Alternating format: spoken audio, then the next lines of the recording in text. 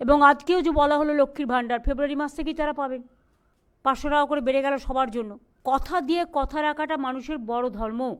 প্রত্যেকটা ইলেকশনের আগে আমরা যেটা বলেছি, আমরা সাধ্যমতো তার যে মেন কি পয়েন্টগুলো আমরা করেছি। ধরুন সিভিক, গ্রিন পুলিশ, গ্রামীণ পুলিশ, আইসিডিএস, আশাকর্মী থেকে শুরু করে প্যারা টিচার, টিচার, শিক্ষাকর্মী, শিক্ষাবন্ধী, সব নানা রকম আছে যেগুলো অলরেডি বলেছে, এগুলো তো যুক্ত করা হয়েছে।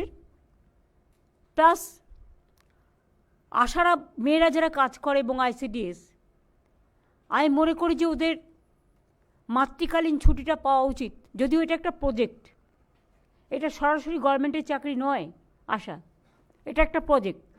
গভর্নমেন্ট অফ ইন্ডিয়া অনেক সময় প্রজেক্ট শুরু করে কিন্তু শেষ করে না, তখন তারা কোথায় যাবে? আশাকর্মীরা আমি যখন ক্ষমতায় আসি শুনেছিলাম গভর্নমেন্ট অফ ইন্ডিয়া 800 টাকা করে মাইনে দিতেন, মানে মান্থলি দিতেন একটা সাপোর্ট, কিন্তু সেটা বন্ধ করে দিয়েছিলেন। তখন আমরা 2500 টাকা বা 3000 টাকা এরকম করে দিতে শুরু করি।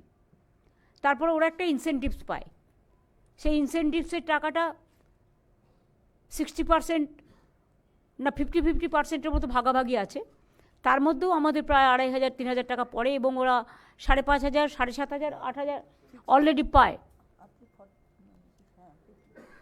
এবং তাছাড়াও ইনসেন্টিভ যখন দেওয়া হয় সেই টাকাটাও আমাদের দিতে হয়। তাছাড়া ওরা যদি এক্সট্রা কোনো কাজ করে সেখানে তারা একটা ইনসেন্টিভ পায়, সেটা ডিফারেন্ট থিং।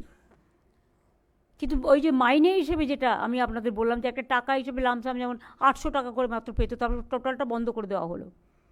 সেখান থেকে বাড়িয়ে আমরা 5250 ছিল, আজকে 1000 বেড়ে গেল।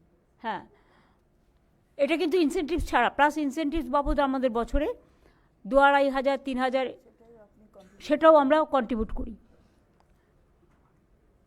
তো এবং তাছাড়া 1 মাস করে এরা যে মাতৃকালীন ছুটি সেটাও পাবে, এবং কর্মরত অবস্থায় কেউ মারা গেলে 5 লক্ষ টাকা ক্ষতিপূরণও পাবে। এটা সবার জন্যই করা হয়েছে।